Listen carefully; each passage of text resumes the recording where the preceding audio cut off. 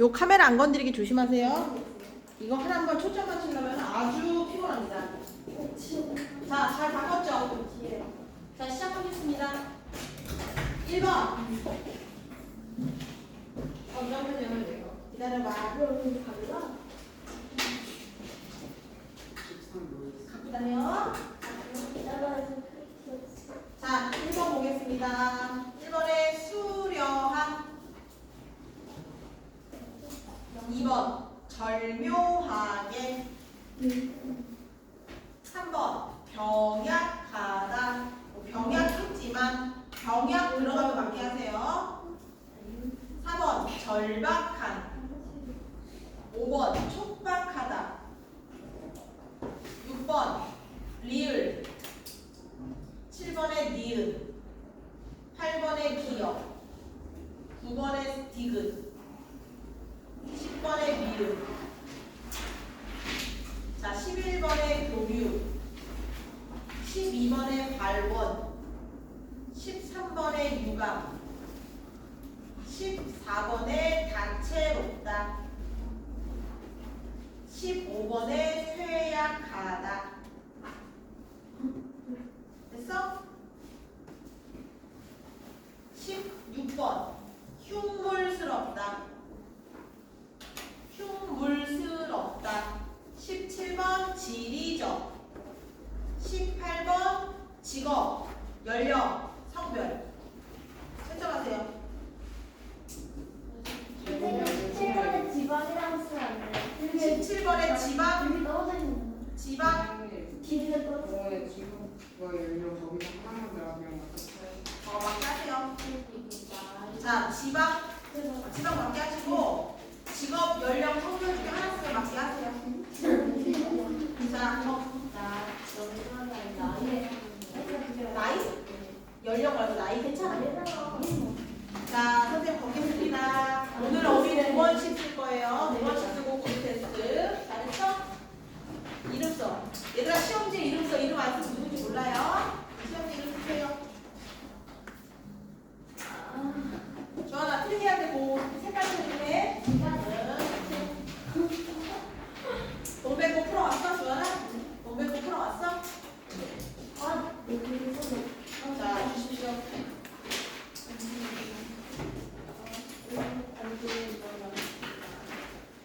네, 잘했습니다.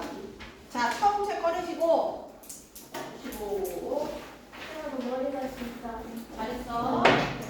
자, 요거 여러분들 이따 선생님이 체크해서 2번씩 쓸 겁니다.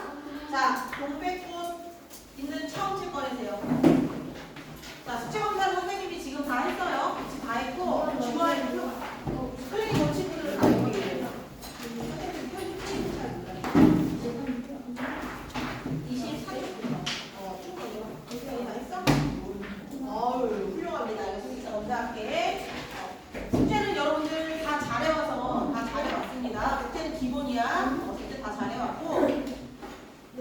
날씨가 참 좋네요. 그렇죠? 그리고 혹시 있잖아, 그 뒤에 3명 앉은 친구 중에 저 카메라 꺼지는 소리가 들리면 얘기를 꼭 좀 해주세요. 알겠지? 유주 그 뒤에 안 불편하니? 괜찮아? 왔다 갔다 할 때 조금만 조심해주세요. 불편하면 얘기해주세요. 카메라가 여기가 딱 맞아가지고. 자, 그리고 여러분들 프린트 하나 받았죠? 두근두근 내 인생 문제풀이. 요거는 클리닉 때까지 풀어갖고 오시면 됩니다. 클리닉. 두근두근 그 문제가 조금 적어서 요거 좀 만들어냈어요. 책 이름이 됐죠? 책에 이름 쓰시고, 책에 이름 쓰시고. 자, 시작을 해보겠습니다. 두근두근 내 인생. 자, 펴세요. 몇 페이지냐? 45페이지. 45페이지 펴세요. 45페이지.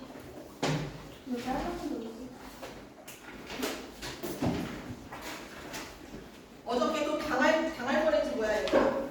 어떤 학생이 이거 주는데 제가 이걸 나한테 왜 줄까? 생각했어요. 근데 들어올 때 막 이러고 들어오더라고요. 그러더니 선생님 주시래. 고마워 했어. 그래, 혹시 힘들었을지 모르니 나중에 먹겠다 했다? 지금 먹으래. 의도가 다 불안하죠. 왜? 제가 드린 성의가 있잖아요. 이러는 거야. 그 학생으로 그래서 못 갔어. 근데 아니 이렇게 보니까 막 올라오고 있어요. 내가 저런 거 당했다고 말했죠. 깠는데 다 켰다고. 그래서 2번은 안 섰죠. 그래서 이렇게 봤더니 지금 먹지 않으면 자기 너무 슬플 것 같아서 슬퍼하라고 하면서 이거 올려놨어요. 그 친구를 아, 그 앞에서 얼굴에다가 그 생각을 못했네. 그렇죠?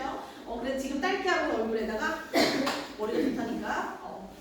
자, 하겠습니다. 두근두근 내 인생. 선생님 어저께 이거 소설 써보다 울었잖아. 너무 슬퍼가지고.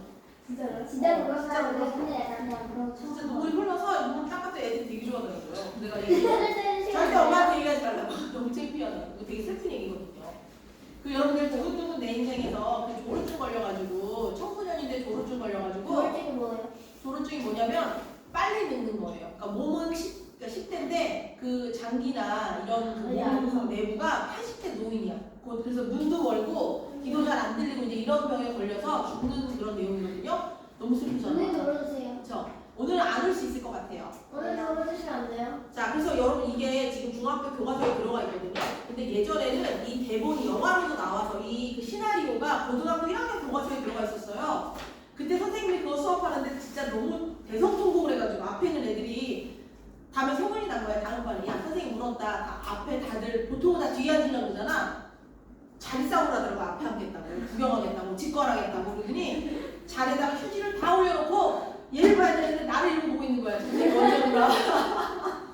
내가 그래 두고 봐라 내가 울어봐라 했는데 너무 슬픈 거예요. 그래서 또 눈물을 막 흘렸더니 애들이 휴지를 하나씩 주더라고요. 선생님이. 그 다음 반 애들도 또 자리 싸움. 또 이러고 봐요. 나 안 보고. 책 안 보고 이러고 봐요. 세 번째는 안 울었습니다.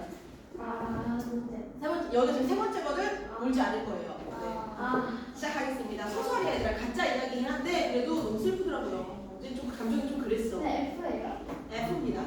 F 100%입니다. F 100%. 어? 이대로. 너 뭐라고? 너 T 98%야? 너 저 뒤에 앉아. 왜 여기 앉았어? T 내가 뒤에 앉으라고 경고했죠? 뭐가? T가? 너 뒤에 앉아. 너는? T? 얘네 셋 자리 좀 비워놔. 알겠지? 그쪽에 앉아. 너 성향을 속이지 마. 그래? 자, 근데 봅시다. 남자는 선생님 누가 우리 아빠 흔든 거 아니에요? 소문 났냐 벌써? 어제 소문 났어? 자, 두근두근 내 인생. 여러분 잘 보세요. 두근두근이라는 거는 여러분 심장이 두근두근 할 때 언제 두근두근거려? 좀 설렐 때 또는 긴장될 때, 그쵸? 긴장될 때 아픔은 줄거리 보겠습니다. 태권도 특기생으로 체육 고등학교에 다니던 대수 동그라미 치세요. 아빠입니다, 아빠. 당찬 성격의 미라는 엄마입니다. 뭐해? 17의 나이에 아이를 갖게 된다. 그래서 여러분 그 밑에 내용은요. 이 주인공이 아름이라는 남자아이거든요. 얘가 뱃속에 있을 때 태아일 때의 이야기야. 그 뒤로도 어머니는 쉽게 마음을 정하지 못했다. 하루에도 몇 번씩 긍정과 부정 사이를 오가며 어쩔 줄 몰라 했다. 왜 어쩔 줄 몰라 했냐면 공부할 나이에 아이를 가졌잖아요. 그치? 그러면 당연히 고민을 좀 하겠죠. 그치? 시간은 계속 흐르고 축축하고 어두운 공간 속에서 어디야? 엄마 뱃속 그 양수 내 동그라미 있죠? 내. 이거 누가 그렸니? 배를 더 뚱뚱하게 그렸는데 누구니? 닮아주지 않겠어? 누군데요, 저게? 누가 그렸냐? 몰라 누가 그려놨더라고. 나 닮았다고. 아니, 저희도 일단 그렸는데요. 그랬어. 언니 오빠들이 그렸구나. 아니, 저희도 일단 그렸는데요. 안 돼요. 왜요? 안 돼요. 최소한 선생님 거예요. 아, 원래 한 번씩 그냥 낙서할 때마다 1,000원씩 내세요. 알겠죠? 아, 자, 잘 보세요. 두근두근 내 인생. 지금 여러분 나라고 작품 속에 들어있죠? 그치? 네라고 들어있잖아. 그치? 그러면 1인칭 뭐야? 1인칭이야. 내 얘기를 쓰고 있기 때문에 1인칭 주인공입니다.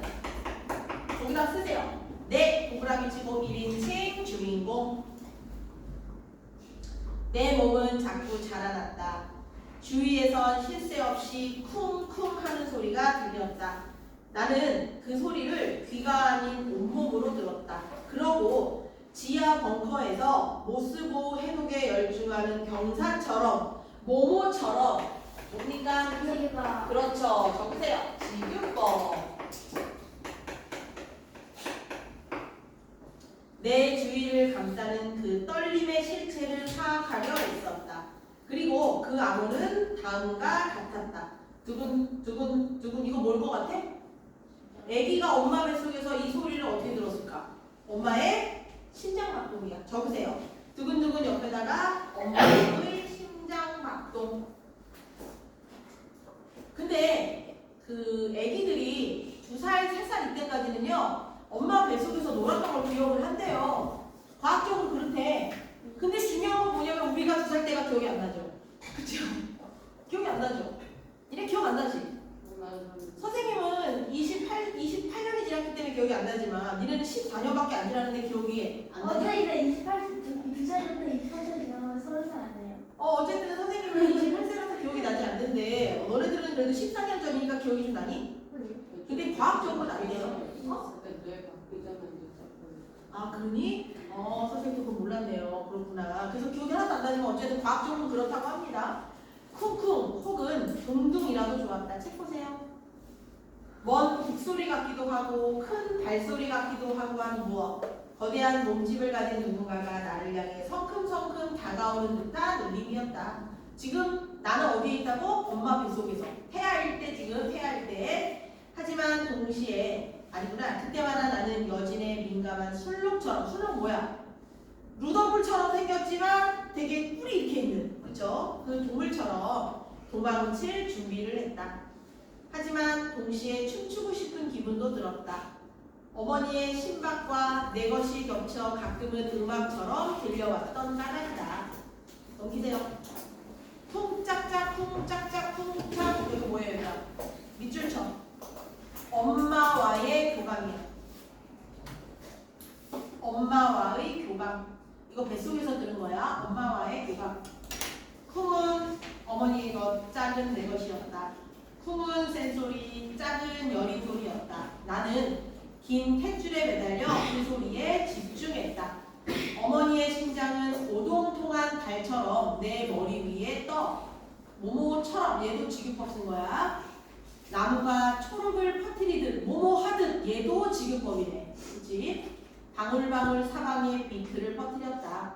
그것은 정보량의 최소 기본 단위를 말하는 비트. 자, 정보 동그라미 있죠. 정보. 가수들이 음악을 쓸 때, 만들 때 쓰는 비트이기도 했다. 음악 동그라미. 이 비트와 저 비트는 몸 곳곳에 중요한, 자, 메시지 동그라미. 메시지를 보내며 삐라처럼 흩날렸다. 듣다 보니 뭔가 되고 싶어지는 게 누가 들어도 참으로 선동적이라 하지 않을 수 없는 리듬이었다. 자, 여러분 잘 들으세요. 어쨌든 얘가 생각했을 때 명령어를 전달받은 세포들은 곧장 행동에 돌입했다. 자, 행동 동그라미 쳐. 여러분 그 세포들은 태아에게 뭘 하라고, 태아의 몸속에서 뭘 하라고 행동에 돌입했을까? 뼈, 신체, 각 기관이 성장하는 일이라고 적으세요. 행동, 동그라미 치고. 그 세포들이 해야 될 일은요. 뼈, 신체, 각 기관이 성장하는 일이에요. 엄마 뱃속에서 아이가 할 수 있는 건 뭐겠어요? 성장하는 거죠. 뼈, 신체, 각 기관이 성장하는 일.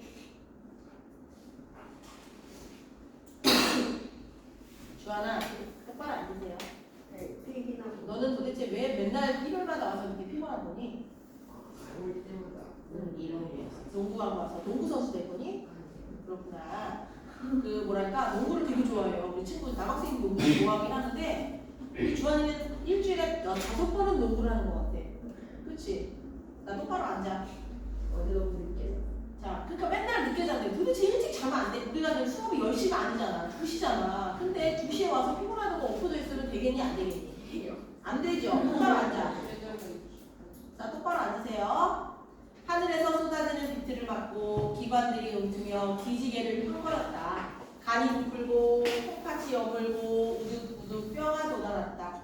나는 무럭무럭 자랐다. 그리고 종종 내 꿈속에서 어머니가 꾸는 꿈과 만나 대화 없이 대화를 했다. 엄마, 응?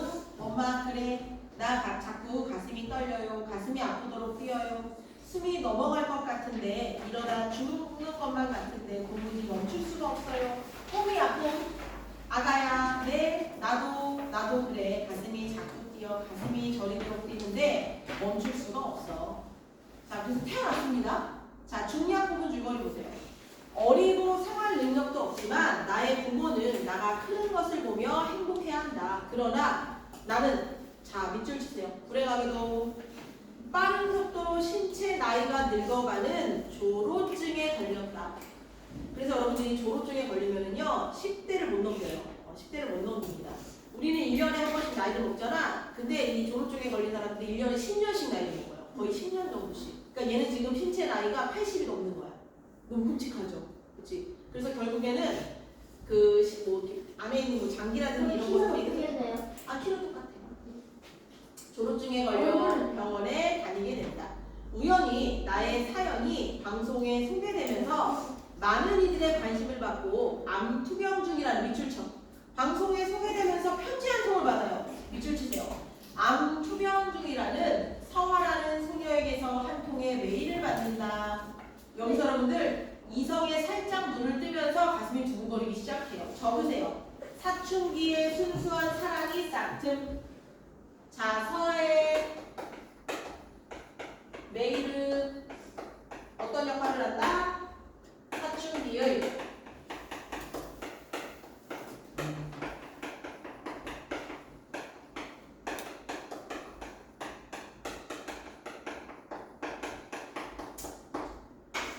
그냥 하나마나한 질문인데 이런 거 받아봤니? 무시하면서 물어보는 거야 지금. 받아봤어?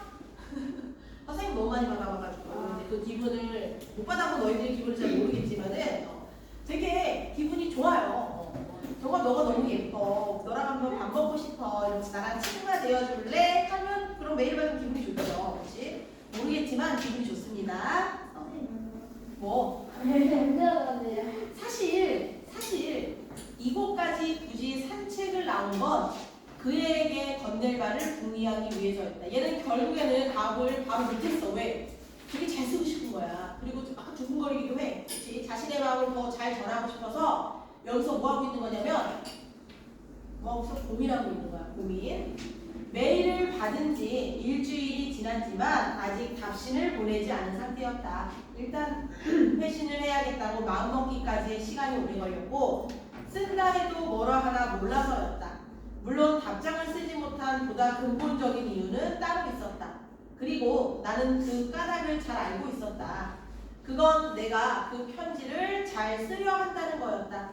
하지만 표가 나서는 안 돼. 밀당을 잘해야 됩니다. 나는 그에게 때일은 만족을 주고 싶지 않았다. 끄덕이고 안도한 뒤 자족해 놀아버리게 하고 싶지 않았다. 그러니까 한마디로 뭐냐면 얘랑 되게 좋은 관계를 오래 유지하고 싶은 거야. 한 번에 막 그런 말로 얘가 막 좋아하는 것도 싫고 그리고 얘가 나한테 실망해서 돌아서는 것도 싫고 그렇지 않는 글을 쓰려면 어떻게 할까라고 계속 고민한 거야. 하지만 동시에 그 애가 바라는 것 이상으로 그 애를 기쁘게 해주고 싶었다. 만족이 임계점을 넘으면 만족이 아니라 감탄이 되니까 하는 순간에 탄성이 만들어내는 반향을 타고 자 반향 여러분 밑에 뜻 나와 있죠? 그쵸?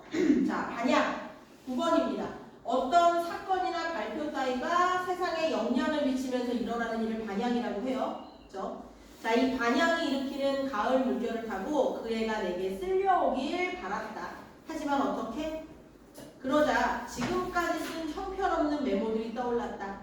힘이 잔뜩 들어간 게 생각만 해도 얼굴이 빳빳해진다는 건 뜨겁다. 그쵸?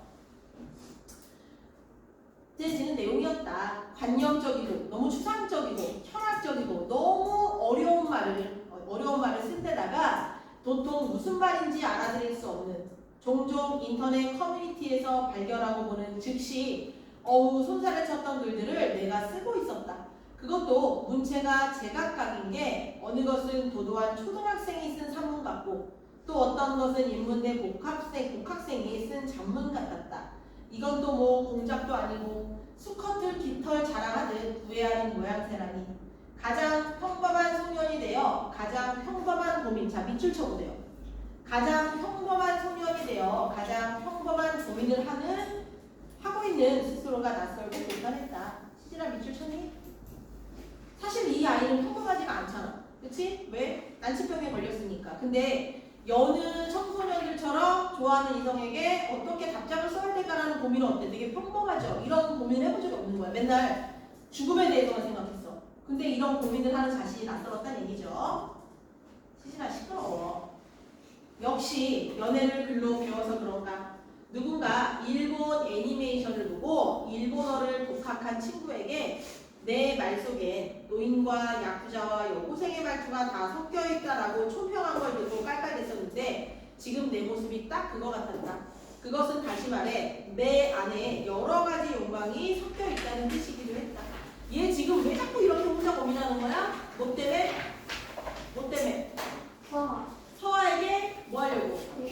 답장을 어떻게 보내야 될까 때문에 고민하고 있는 거야.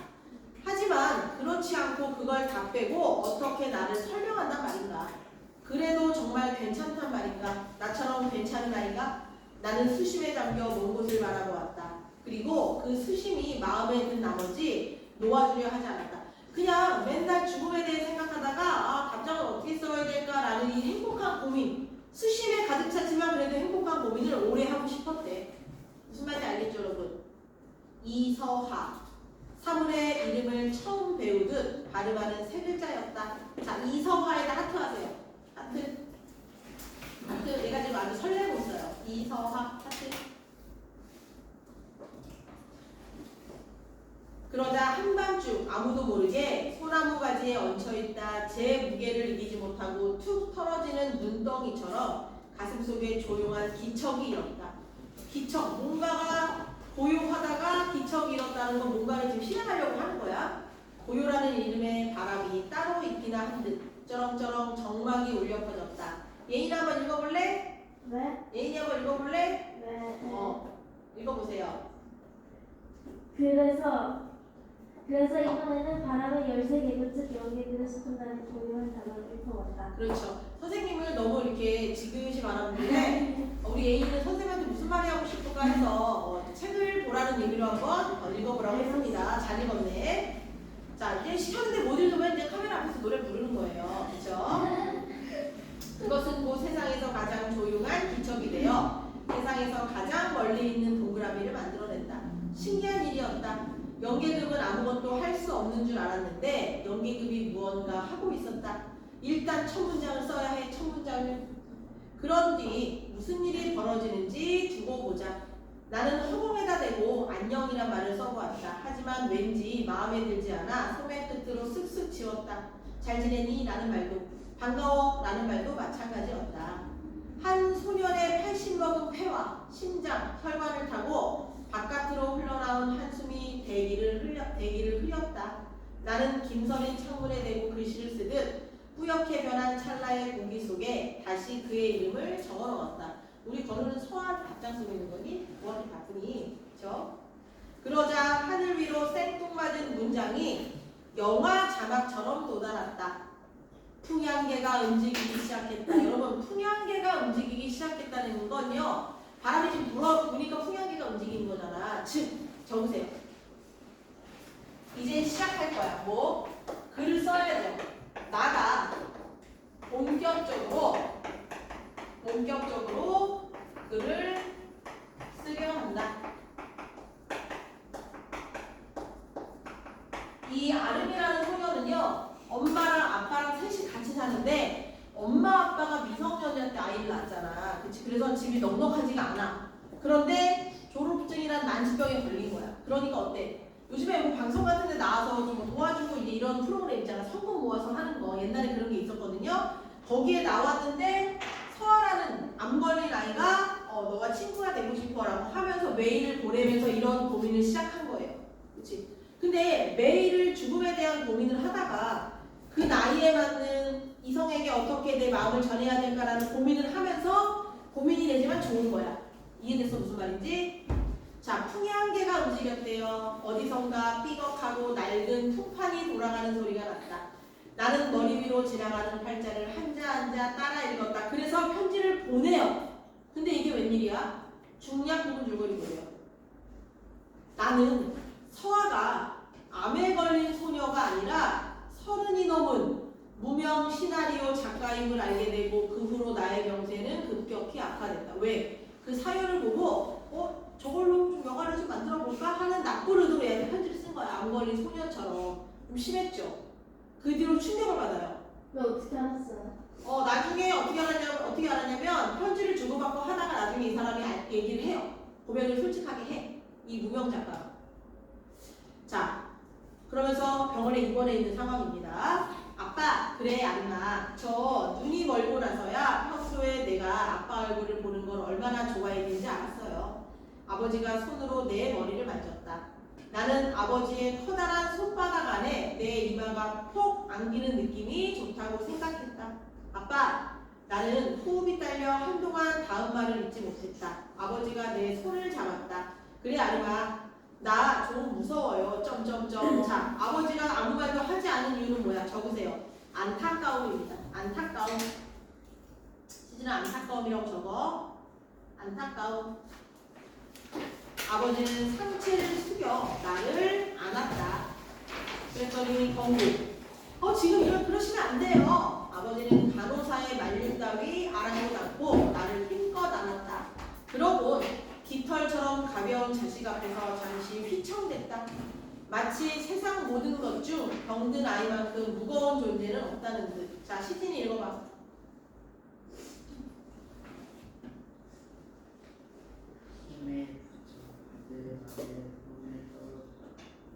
잘했습니다. 뭔가를 쓰면서 뭔가를 계속 보나봐. 그치? 박서윤 알러뷰? 이거 뭐야? 박서윤 예쁘다? 세상에 시지라. 그랬구나. 용서해줄게. 잠시 후 내 가슴께로 펄떡이는 아버지의 심장박동이 전해졌다. 쿵쿵쿵쾅. 적으세요. 두 가지. 자, 아버지의 심장박동의 의미는 두 가지입니다. 첫 번째 뭐겠어? 아들에 대한 사랑. 즉 1번 나에 대한 사랑. 아들에 대한 사랑을 하시면 안 돼요? 나랑 쓰세요. 자, 두 번째 뭐겠어? 아들이 곧 죽어요. 내가 곧 죽어. 언제 죽을지 몰라. 그냥 시간만 기다리고 있는 거야. 나의 죽음에 대한 두려움. 아까 뱃속에서 들은 엄마의 심장 쿵쿵쾅쾅 그건 엄마의 심장박동 소리. 쿵짝쿵짝짝 쿵짝은 나와 엄마의 심장박동 소리가 한 번씩. 그치? 여기서 여러분들 아빠가 안고 있을 때 쿵쿵쿵쿵 쿵쾅쿵쾅 소리 난 거 아빠의 심장박동인데, 나를 사랑하는 마음, 또 하나는 나의 죽음에 대한 두려움. 아빠도 두렵겠지. 자식이 죽으면 두렵겠죠. 자, 그것을 드러냅니다. 약하고 희미하지만 분명 거기에 있는 소리였다. 자, 밑줄 치세요. 우리는 거기. 우리는 말없이 서로의 파동 안에 머물렀다. 아빠와 나의 감정 공유라고 쓰세요. 파동 안에 머물렀다. 아빠와 나의 감정 공유. 아빠와 나의 감정 공유. 잠깐 여기. 아빠와 나의 감정 공유.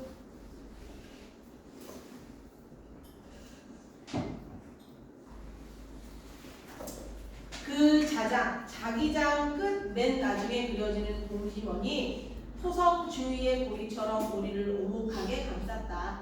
아주 오래전 어머니의 뱃속에서 만난 그런 박자를 누군가와 온전하게 합쳐지는 느낌을 다시는 경험할 수 없을 줄 알았는데, 그것과 비슷한 느낌을 줄 수 있는 방법 하나를 비로소 알아낸 기분이었다. 왜? 아빠의 심장 소리를 듣고 아빠가 안아줬잖아. 그쵸? 그건 누군가를 힘껏 안아 서로의 박동을 느낄 만큼 심장을 가까이 포기된 거였다. 순간 눈물이 날 것 같았지만 나는 아버지를 아는 팔에 힘을 주었다. 그러곤 다시 자리에 누워 어머니를 찾았다. 엄마, 응? 뭐 하나 물어봐도 돼요? 응, 다 물어봐. 혹시 나 무섭지 않았어요? 어머니의 목소리가 가늘게 떨렸다. 그래, 무슨 말이야 이 녀석아. 가끔 궁금했어요. 엄마랑 아빠랑 내가 병들어서 무서운 게 아니라 그런 나를 사랑하지 못할까봐 두려우시진 않았을까. 여러분, 되게 말하는 게 어른 같죠? 그치? 이 병으로 인해서 많이 어때? 어른스러워요. 고민을 많이 했기 때문에. 어른스러움이라고 적으세요. 어른스러움.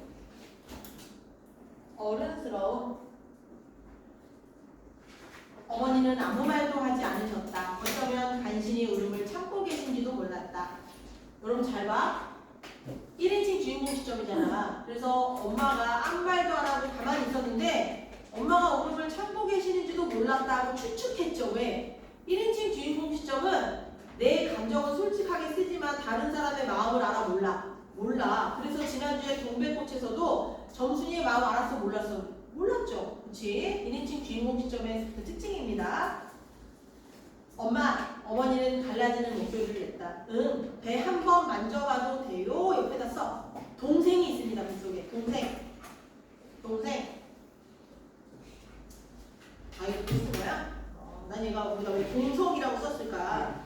혹시 얘가 엄마 뱃속에 있는 아이가 아들인 걸 눈치챈 건가 하고서 본 건데 동생이라고 쓴 거구나. 어머니는 당황했다. 왜? 그냥요. 알고 있었니? 어머니의 목소리가 파르르 떨려왔다. 한참 전에 엄마 먹는 그 약 엽산 맞죠? 걱정돼서 찾아봤어요. 임산부들이 먹는 무슨 철분제입니다. 일부러 숨긴 건 아니야. 알아요. 그러니까 엄마 언젠가 이 아이가 태어나면 제 머리에 형 손바닥이 한번 올라온 적이 있었다고 말해주세요. 왜 지금이냐고 조금만 참다 같이 그러셨냐고 그런 말을 하지 않았다. 오래전 아무도 모르게 원망하고 서운해했던 기억도 굳이 헤집어내지 않았다. 이제 그런 것은 하나도 중요하지 않았다. 정말이지 하나도 중요할 리 없었다. 어머니는 대답 대신 내 손을 꼭 잡았다. 나는 잠에 취한 사람처럼 느리고 아둔하게 말했다. 이제 점점 죽어가는 겁니다. 아빠, 응? 그리고 엄마, 그래. 그러고 남아있는 힘을 가까스로 짜내 말했다. 보고 싶을 거예요. 스르륵 죽어요. 너무 슬프죠? 자, 오늘 선생님은 그 우리 시인 때문에 아주 눈물이 쏙 들어갔어요. 나를 여기 앉아갖고 나 못 울게 하려고. 그렇지? 왜요? 나와볼까봐. 핵심 정리 보겠습니다. 자, 여러분 잘 보세요. 어쨌든 한 아이가 이 병을 겪으면서 그쵸? 성장하는 그런 성장 소설이에요. 자, 거기 발레 보세요. 현대 소설이자 장편 소설은 긴 거 책이 이만해요. 두께가 이만합니다. 이만해. 근데 이게 소설이었는데 시나리오로도 쓰이면서 영화도 2편 정도 만들어졌어요. 차우로 나오는 건 최근 거고 송혜교랑 강동원 나오는 건 한 몇 년 전에. 두근두근 내 인생. 안 봤죠? 그죠? 성장소설 동그라미 치세요. 성장소설. 자, 주인공인 내가 성장하는, 정신적으로 성장하는 소설이 성장소설입니다. 감상적이고 감동적이고 교훈적이고. 자, 시점 봐. 1인칭 주인공 시점. 주제 밑줄쳐. 조론증에 걸린 아름이의 삶과 부모에 대한 사랑. 자, 3명이 나오는데 아름이 보세요. 첫 번째 줄에 밑줄쳐.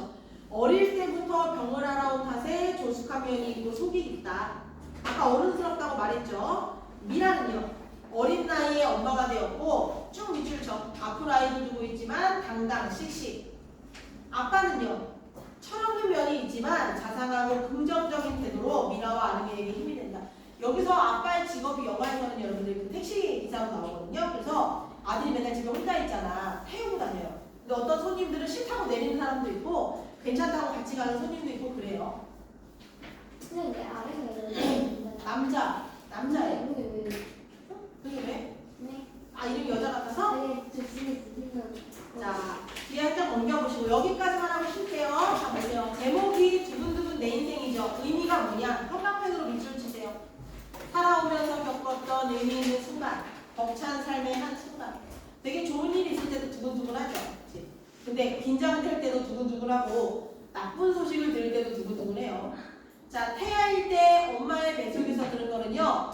2번째 네모판 밑줄 쳐봐. 낯선 세상에 대한 나의 두려움과 기대감으로 두근두근. 맨 마지막 판. 자, 첫사랑 이서아의 이름을 불렀을 때 밑줄 쳐. 새로운 만남에 대한 나의 설렘과 기대. 그래요, 거기. 자, 죽음을 맞이할 때 아빠의 품에서 쿵팡 소리 들었죠. 밑줄 치세요. 아버지의 두려움, 나의 사랑. 근데 만약에 그 서아가 진짜 그 또래 그 여자였으면 더 늦게 죽었을 수도 있어. 그랬을 수도 있죠. 그치? 자, 별표 쳐. 서아의 편지 기능.